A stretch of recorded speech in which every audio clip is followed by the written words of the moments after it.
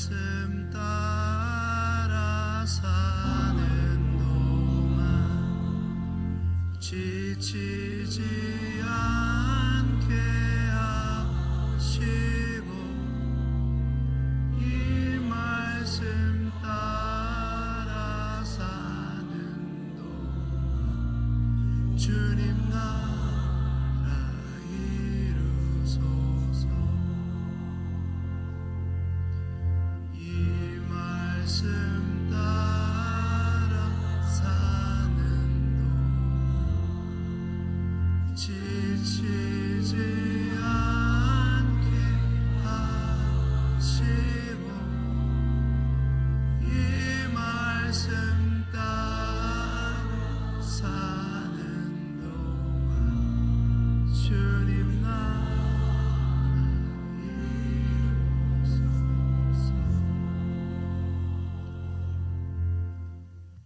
평소보다 일부 예배에 많은 분들이 오신 것 같습니다. 혹시 사경회가 일부 예배라고 알고 계신 분들이 있지 않을까 생각이 듭니다.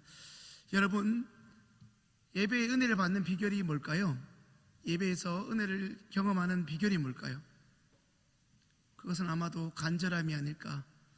청소년 사역을 하면서 가장 힘든 건 뭐냐면 우리 청소년들의 무기대입니다. 무기대가 뭔지 아시죠? 기대가 없는 거예요. 말씀을 듣지 않고 싶은데 교회는 와야 되는 거예요. 엄마 아빠가 집사님, 권사님, 장로님이니까 안 올 수 없는 거죠. 걔들도 힘들고 그 애들 앞에서 말씀 전환줘도 쉽지 않은 거죠. 기대하지 않고 예배에 참석하는 자들에게 말씀을 전하는 건데, 적어도 오늘 이 자리에 오신 분들은 간절함을 가지고 하나님께 나오신 분들로 믿습니다. 여러분, 복음이라는 말을 들어보셨습니까? 아마도 이 자리에 나오신 분들이라면 한두 번 이상은 이 복음이라는 말을 들어보셨을 것입니다. 잘 알고 계신 것처럼 복음이라는 것은 복된 소식, 기쁜 소식이라는 뜻을 가집니다. 그런데 이 복음이라는 말이 이것처럼 막연하고 그리고 생소하게 느껴지는 것도 없습니다. 그러니 예를 들어보면 이렇습니다. 방학 때 실컷 놀다가 이제 학교 개학을 며칠 안 남겨둔 우리의 아들, 딸, 우리의 손주들이 혼자서 끙끙댑니다. 이제 학교에 제출해야 되는 그 숙제를 몰아서 해야 되니까 끙끙대고 있을 때 엄마나 아빠가, 그리고 그 과정을 마친 언니가, 오빠가 내가 좀 도와줄까 말하면 정말이라고 금세 화색으로 바뀌는 것을 봅니다. 그 아이에게 그만큼 반갑고 기쁜 소식이 있겠습니까? 또 하나, 복음은 정말 누구보다 열심히 공부해서 남들 놀 때도 공부하고 남들 영화관 갈 때도 공부해서 그토록 바라고 원하던 그 학교에 합격을 했지만 등록금을 내지 못하는 상황에 처해서 그저 안타까운 마음에 어떡하지 발만 동동 구르고 있던 학생에게 그의 사정을 알고 있던 누군가에 의해서 장학금을 받게 되었을 때, 누가 장학금을 준다더라 그 소식을 듣게 되었을 때, 또 한 번 이 병원 저 병원 안 가본 병원은 없고 이 약 저 약 안 먹은 약이 없을 정도인 어떤 환자에게 자신의 병을 고칠 방법을 누군가가 알려준다면 당사자들에게 그만한 기쁜 소식, 행복한 일은 없을 것입니다. 이런 의미에서 복음은 복된 소식, 기쁜 소식입니다. 방금 말씀드린 예들처럼 한순간에 어떤 사람에게 꽤 오랫동안 혹은 평생에 걸쳐서 이루지 못하거나 해결되지 않았던 일들이 갑작스럽게 해결되고 가능해지는 상태, 말 그대로 복음은 우리에게, 그리고 그것을 경험한 사람에게 기쁜 소식입니다.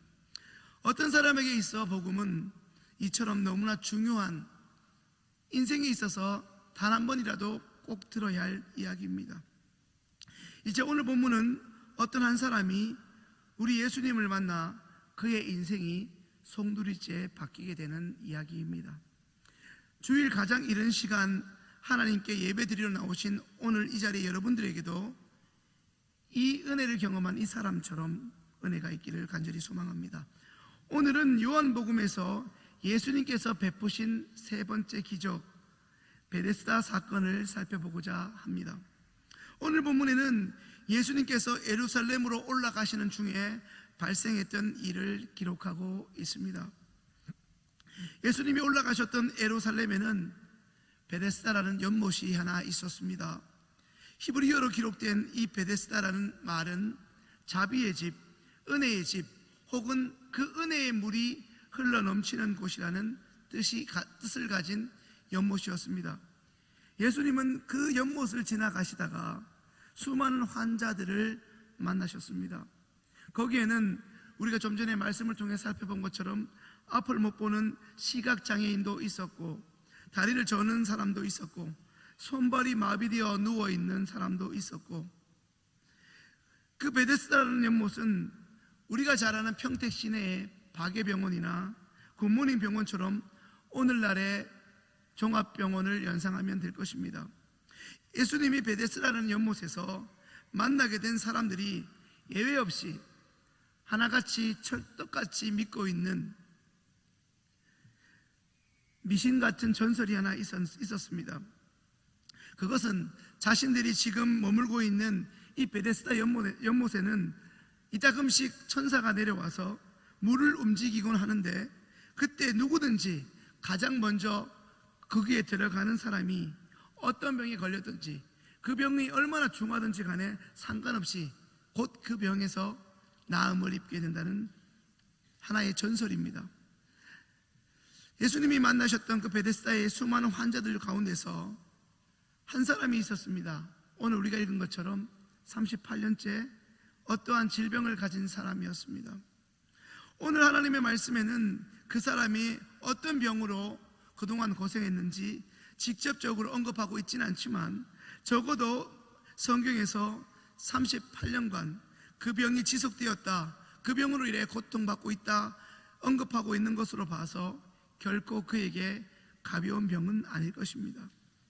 예수님을 언제부터 모를 사는 게 아닌 그저 오늘 하루도 죽지 못해 살아가는, 어떤 면에서 하루하루 버티며 소위 연명하고 있는, 몸도 마음도 이제 지칠 대로 지쳐 소위 희망이라고는 찾아볼 수 없는 한 사람에게 의도적으로 다가가셨습니다.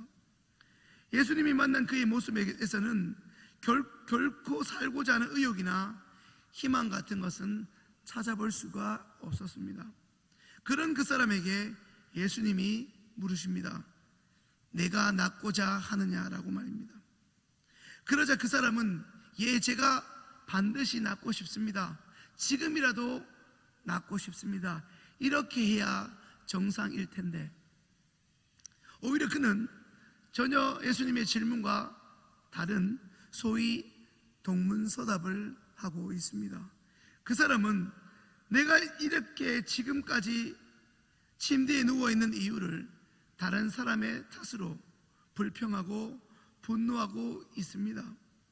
이 사람은 불확실하게 사람과 사람들 사이에서 입에서 입으로 전해 내려오는 미신과 다름없는 하나의 전설을 믿으며 그냥 오랫동안, 어제도 그랬고 10년 전에도 그러했듯이 그냥 그 자리에 변함없이 서 있었던 것입니다. 자신이 나을 거라는 조금의 소망도 없이, 조금의 기대감도 없이 그저 내가 들어갈 차례인데 나 대신 다른 사람들이 빨리 뛰어가 새치기를 하는 바람에 내가 들어가지 못해서 이 모양 이 꼴이 되었다. 오늘날 내 모습이 이러한 비참한 꼴이 되었다. 자신의 현재의 처지를 비관하면서 오늘도 증오의 삶을 살아가고 있었습니다. 오늘 말씀의 자리에 있는 우리도 정도의 차이는 있겠으나 한 사람도 예외 없이 하나님의 은혜의 연못인 베데스다에 우리는 나와 있습니다. 어떤 사람은, 어떤 분은 현재 연세가 70살인데다가 모태신앙이니 한 70년쯤 베데스다에 나오신 것 같고, 어떤 사람은 이제 고3이니 고3의 모태신앙이니 18년 정도, 어떤 사람은 30년, 또 어떤 사람은 지인의 소개로 교회에 나오게 되었으니 한 2달 정도 베데스다라는 하나님의 연못에 나온 것입니다. 매주 7시 30분 어김없이 우리는 이 자리에 꼬박 출석하지만 여러분들에게는 분명 남들에게 노출할 수 없는, 노출하기 꺼리낌이 있는 크고 작은 삶의 문제가 있게 마련입니다. 여러분들이 날마다 눈물로 기도하는 삶의 어려움은 무엇입니까? 그 문제를 놓고 누구보다 새벽 기도나 수요 기도회나 혹은 혼자 교회 기도의 자리에 나와서 기도해 보았지만 시간만 흘러갈 뿐 좀처럼 문제가 해결될 기미가 보이지 않아 언제부터인가 이제 기도조차 하지 않는 여러분들의 삶의 문제는 어떤 것이 있습니까? 매주 일요일 오전 7시 30분 아무렇지도 않은 것처럼, 마치 아무 일도 없는 사람인 것처럼 교양 있게 점잖게 지금 그 자리에 조금 더 변함없이 미동 없이 앉아 계시나, 여러분들의 속사정을 누구보다 잘 알고 있는 사람이 있다면 결코 그 사람들이 알고 있는 여러분들의 모습은 결코 그저 지나칠 수 있는 수준은 아닐 것입니다. 이전에 사역하던 교회에서 소위 말하는 성령 수양회에 제가 스텝으로 참여한 적이 있습니다. 제가 섬기는 교회뿐 아니라 두 교회, 타 교회에서 두 곳이 함께 참석하였습니다. 치유기도 하는 시간과 강의 시간을 포함하여 이틀간의 모든 수련회가 끝나고 마지막으로 간증하는 시간이 있었습니다. 물론 그 수련회는 눈에 보이게 고침을 받는 분들도 있었지만 그것보다 그 수련회에서 제가 사역자임에도 불구하고 놀란 것이 하나 있었습니다. 그것은 세련되고 멀쩡하게 차려입으신 분들이 사장님으로 보이고 사모님으로 보이는, 소위 예수 안 믿을 것 같고 예수님이 전혀 필요 없을 것 같은 사람들이 눈물 콧물을 흘리며 내가 꼭 간증을 해야겠다고 손을 드는 것입니다. 그래서 차마 은혜 받은 것들을 눈물을 흘리고 말을 이어가다가 또 멈추었다가 그렇게 하나님께 받은 은혜들을 곱씹어 사람들 앞에서 간증하는 것들을 보는 것입니다. 원래 나는 이런 사람이었는데, 원래 내가 속한 상황은 이러했는데 이 이틀 동안의 주님의 은혜로 하나님의 말씀으로 치유기도 하는 그 시간 가운데 내가 이렇게 바뀌었다. 그동안 나를 위해 기도하던 사람이 그렇게 교회 가자는 사람인데 그 하소연 때문에 어쩔 수 없이 교회에 왔는데 아무런 기대감 없이 이 수련회에 참석했는데 하나님의 전격적인 은혜로 내 마음이 이렇게 나도 주체할 수 없을 만큼 바뀌게 되었다. 이렇게 저렇게 간증하는 것을 보고 정말 하나님이 살아계신 것을 또 한 번 확신하게 되었습니다. 우리 집은 이런 문제를 가지고 있었는데 이렇게 회복되고 해결되었다는 것입니다. 제가 말씀드리고 싶은 것은 오늘 이 자리에 나오신 여러분들에게도 하나님의 은혜는 여전히 동일하다는 것입니다. 새벽기도 나오시는 할머니 권사님에게만이 아니라 지금 비몽사몽으로 말씀을 듣고 있는 한 청소년에게도 하나님의 은혜는, 예수 그리스도의 십자가의 사건은 히브리서 13장 8절의 말씀처럼 어제나 오늘이나 영원토록 동일하다는 사실입니다. 담임 목사님의 말씀을 전하시던, 여러분을 보시던 아무런 기대감이 없는 부목사가 말씀을 전하던 하등에 상관없이 하나님의 말씀이 전해지기만 하면 하나님의 사건은 여지없이 일어난다는 것입니다. 만약 예수님이 지금 이 자리에 계신 여러분들에게 베데스다에서 만난 38년 된 환자에게 물으신 것처럼 지금 여러분의 이름을 들어가시면서 아무개 장로야, 아무개 집사야, 그리고 직분도 없는 성도에게 아무개야, 내가 너의 그동안의 삶을 다 알고 있다 하시면서 운을 띄시면서 여러분에게 낫고자 물으신다면 여러분들은 무엇이라 대답하시겠습니까? 낫고자 합니다 대답하시겠습니까? 아니면 이런저런 핑계를 대며 동문서답을 하시겠습니까? 여러분이 믿고 있는, 여러분이 고백하는 그 하나님은 어떤 분입니까? 얼마만큼 크십니까? 어떠하기에 여러분의 인생을 지금도 거실 수 있습니까? 그저 마음이 힘들고 불안할 때 기도하면, 교회에 나오면 그저 마음이 어느 정도 편해지는 정도, 그 수준으로 우리 예수님을 가둬두고 있지는 않습니까? 이제 신명기 32장 39절의 말씀 함께 읽겠습니다. 같이 읽겠습니다. 이제는 나 곧 내가 그인 줄 알라. 나와 함께하는 신이 없도다. 내가 죽이기도 하며 살리기도 하며 상하게도 하며 낫게도 하라니 내 손에서 능히 건질 자 없도다. 아멘. 바로 그것입니다. 여러분이 매주 예배를 드리는 하나님은, 그 하나님은 죽은 자를 살리는 하나님이십니다. 병든 자를 낫게 하시는 능력의 하나님이십니다. 여러분 하나님을 믿으십니까?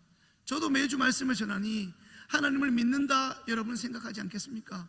제가 좀 전에 성령 수양의 얘기를 왜 했겠습니까? 제가 믿음 없이 스텝으로 그 자리에 참석했겠습니까? 믿긴 믿지만 저도 어느새 믿는 것처럼 여기고 살아갈 때가 있습니다. 믿음의 사건을 경험하지 못했으니 목사이니 믿는 것처럼 행동해야 했고, 믿는 것을 강조해야 될 때가 있고, 때로는 학생들에게, 청년들에게 강요해야 할 때가 있습니다. 저도 어떤 부분에서, 어떤 특정 상황에서 하나님이 왜 이렇게만 하셔야 되는지 도무지 믿기지 않을 때가 있습니다. 그러나 그 성령 수행회를 경험하면서 그 숱한 사람들의 변화의 간증을 들으며 믿음 없는 나에게도 하나님이 주시는 또 다른 확신의 사건임을 경험하게 됩니다. 사랑하는 여러분, 매주 이 자리 7시 30분 왜 어김없이 나와 있습니까? 하나 묻습니다. 찬양대를 제외하고는 여기 계신 여러분들 가운데는 일주일에 한 번 그 예배가 끝인 분들이 많습니다. 예배를 드리고 곧장 사업장으로 달려가시고, 혹은 집으로 돌아가시고, 혹은 축도도 채 마치기 전에 내가 할 것을 다 했냐, 168시간이라는 일주일에 168시간, 그 시간 가운데 고작 1시간도 채 못 드리는, 채 안 되는 시간을 하나님께 드리면서 축도도 받지 않고 축도만 마치고 예배도 끝나지 않고 돌아가시는 분들을 볼 때, 3년간 그 모습을 볼 때 마음이 아프기도 합니다. 물론 먹고 사는 문제가 심각하니 그 자리에 나가지 않을 수 없는 여러분의 상황을 불신자 아들로서 살아온 저도 잘 압니다. 그러나 우리가 예수님을 믿는다고 하면서 구원자 되신 하나님께 고작 1시간도 하나님께 온전히 드리지 못하고, 말씀을 듣는 이 순간도 언제 마치나 그런 마음으로 때로는 무기대로 말씀을 듣는 우리에게 하나님의 은혜가 주어질 수 있겠습니까? 사랑하는 여러분, 혹여나 말씀을 듣고 돌아가시거든, 여러분의 가정, 여러분의 사업장으로 돌아가시거든, 하나님의 말씀을 듣고 복음 전도자로 나아가실 수 있기를 소망합니다. 그저 어쩔 수 없이 눈도장 짚고 돌아가는 일부 예배가 아니라 말씀의 은혜를 가득 기대하면서 주신 말씀의 은혜를 따라 내게 만나는, 내게 주어진 사람들에게 말씀의 은혜를 전하는 전도자로 살아가는 복된 계기가 오늘부터 여러분들에게 시작될 수 있기를 간절히 소망합니다. 우리가 믿는 하나님 어떤 분입니까? 신명기 32장 39절의 말씀처럼 병든 자를 낫게 하시는 능력의 하나님입니다. 중요한 건 내가 믿지 않는다는 것. 하나님은 말씀하시나 내가 믿지 않는다는 것입니다. 그분은 말씀으로 빛이 있으라 하시면 빛이 있었습니다. 우리는 희망대로 좋은 삶을 살기 원하나, 이혼하지 않고 살기 원하나, 자식이 잘 되기 원하나 그리 쉽게 되지 않습니다. 그것은 말씀대로 되어지는 하나님과 말씀대로 우리의 기대대로 되지 않는 하나님과 우리의 크나큰 차이입니다. 그러나 하나님은 빛이 있으라 하시면 빛이 있었습니다. 광풍아 잔잔하라 하면 광풍이 실현되어 하지 않고 그 즉시 성난 파도가 멈추었습니다. 낫게 해주시고자, 회복시켜 주시고자 물으시는 주님의 질문에 엉뚱한 핑계를 대고 그저 남의 탓하고 환경 탓하고 있는 그에게서 이제 예수님은 다시 한번 그가 믿든 믿지 않든 능력의 말씀을 선포하십니다. 일어나 걸어가라고 말씀입니다. 그러자 그 사람의 의지와 상관없이 그동안 그 사람을 짓누르고 있던 38년의 환경과는 상관없이 그 사람이 곧 나아서 걸어가게 됩니다. 자신을 낫게 해줄 그 전설과 같은 천사를 38년간 기다리고 또 기다려왔지만 여전히 침대 신세만 지고 있던 그에게 예수님은 그가 38년간 고통스럽게 했던 그 질병을 단 몇 초 사이에 고쳐주신 것입니다. 사랑하는 여러분, 우리는 오늘 어떻습니까? 오늘 우리는 어떤 문제를, 어떤 질병을 안고 있습니까? 여러분 묻습니다. 병원에 가 있는 환자가, 의사 앞에 서 있는 환자가 그 의사를 대하는 태도와 마음이 어떤지 아십니까? 마치 우리와 똑같이 앞날을 알지 못하는 그 의사가 내 목숨줄을 쥐고 있는 것처럼 그를 마치 신처럼 여기고 그를 신뢰하는 것을 봅니다. 오늘 하나님의 말씀을 듣고 있는 여러분의 마음과 태도는 어떠합니까? 나의 오늘 컨디션과 상황에 따라 기대했다가 아니면 기대조차 하지 않는 오락가락하는 우리의 믿음은 아닙니까? 정말 아픈 사람은, 또한 그 아픔에서 회복되고 싶은 사람은 지푸라기라도 잡은 심정으로 살아갑니다. 예수님이 베데스다에서 만난 이 사람은 전설 같은 이야기라도 평생 붙잡고 살아가는데, 오늘 이 자리에 있는 우리는 지금도 살아 역사하시는 하나님의 말씀을 너무나 무감각하게 기대조차 하지 않으면서 듣고 있지는 않습니까? 기대조차 하지 않는 말씀을 어찌 우리가 따르고 순종할 수 있겠습니까? 누가복음 5장 31절 32절 말씀을 함께 읽겠습니다. 예수께서 대답하여 가라사대 건강한 자에게는 의원이 쓸데없고 병든 자에게라야 쓸데있나니 내가 의인을 부르러 온 것이 아니요 죄인을 불러 회개시키러 왔노라. 아멘. 여러분, 아무렇지도 않은 척, 세련되고 고상한 척 고개만 흔들면 우리의 문제가, 우리의 죄가 해결되기라도 합니까? 그렇게 우리의 수치를 이쁜 옷으로, 그럴싸한 우리의 모습으로 고치면, 가리면 그것들이 다 회복됩니까? 여러분 묻습니다. 정말 낫고 싶습니까? 예, 저는 낫고 싶습니다. 목사지만 낫고 싶고, 목사지만 믿음이 성장하고 싶습니다. 여러분, 하나님의 말씀이 능력이 있다는 것을 믿으십니까? 여러분의 가정이, 여러분의 답답함이, 여러분의 가족 중에 누가 질병으로 오랫동안 고통받고 계신 분이 있다면, 그래서 그분이 주님의 말씀의 능력으로 회복되기를 원하는 사람이 있습니까? 그렇다면 우리는 말씀을 들으면서 이 시간 기도해야 합니다. 하나님이 그분들을 고쳐주시기를 원하십니다. 하나님은 그분들이, 그리고 지금 말씀을 듣고 있는 때로는 믿음 없이 여기 앉아있는 우리를 고치시기를 원합니다. 그리고 그런 능력도 충분히 갖고 계시지만 우리가 믿지 않고 있다는 것을 안타까워하고 계십니다. 낫기를 원하지 않고 있습니다. 지금 여러분 안에 상처가 골마 썩어가고 있음에도 우리는 여전히 괜찮다고 자존심이나 세우고 있습니다. 이 시간 우리는 우리의 연약함을 혹은 우리의 죄를 고백해야 합니다. 이 시간에 하나님이 살아계신 또 다른 증거가 있다면 하나님의 말씀이 지금의 여러분의 마음을, 여러분의 양심을 건드리고 있다는 사실입니다.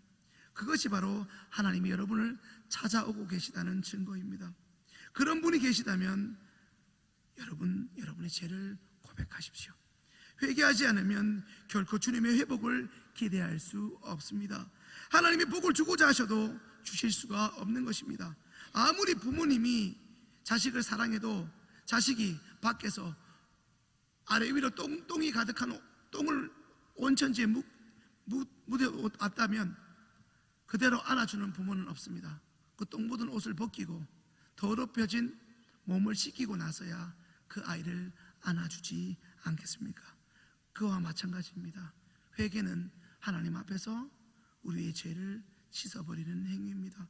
예수의 이름을 부르고 잘못을 하나님께 내려놓으십시오.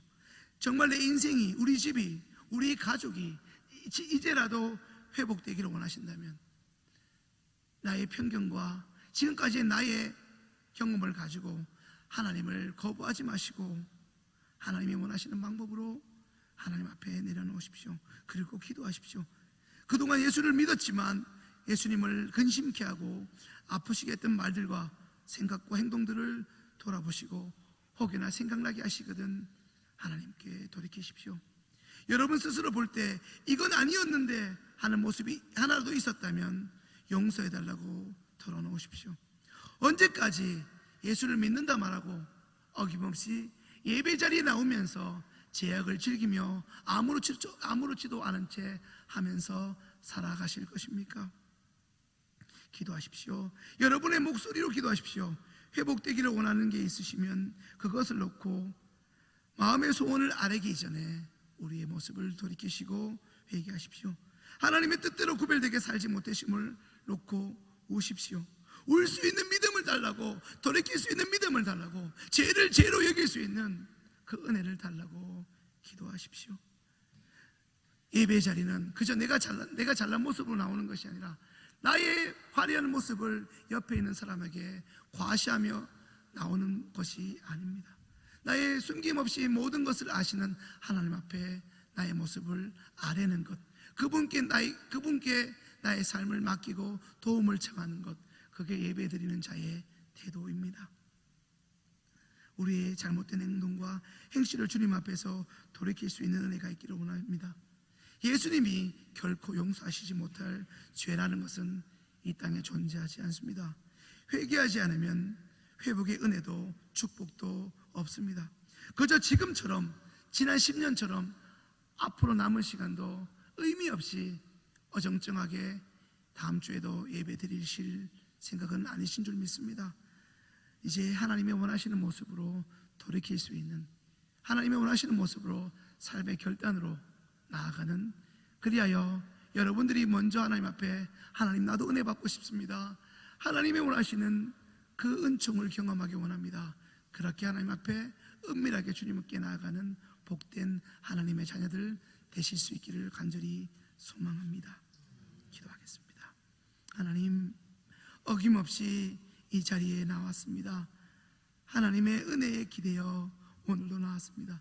사람들이 내 연약함을 알까봐, 사람들이 내 죄를 알까봐 때로는 정정긍긍하기도 하면서 기어이 몇 겹으로 우리의 허물을, 우리의 죄를, 하나님 앞에 냄새나고 더러운 것들을 알면서도 그것이 부끄럽기도 하고 하나님 앞에 부끄럽기도 하여 숨겼던 것들을 어김없이 내려놓을 수 있는 용기와 결단을 오늘 이 시간 허락하여 주옵소서. 누구 때문이 아니라 바로 나를 구원하시고자 이 땅에 독생자 예수 그리스도를 보내신 하나님의 은총을 기대하며 염치 없지만 주님의 은혜를 기대어 나아가사오니 하나님 머리 숙인 하나님의 아들 딸들을 주님의 은혜로 싸매 주시고 고치시고 회복시켜 주옵소서. 그리하여 다음 주부터 나오는 우리의 예배가 무기대와 하나님 간절함 없는, 그저 세상 사람과 별반 다를 것이 없는 하나님 그런 예배가 아니라 하나님을 온전히 사모하는, 우리의 눈빛 하나만으로도 저 사람이 얼마나 하나님을 사모하는지 알 수 있을 만한 그런 사람으로 가득 채워진 이 일부 예배 될 수 있도록 은총과 회복과 변화를 허락하여 주옵소서. 감사하며 예수님의 이름으로 기도합니다. 아멘.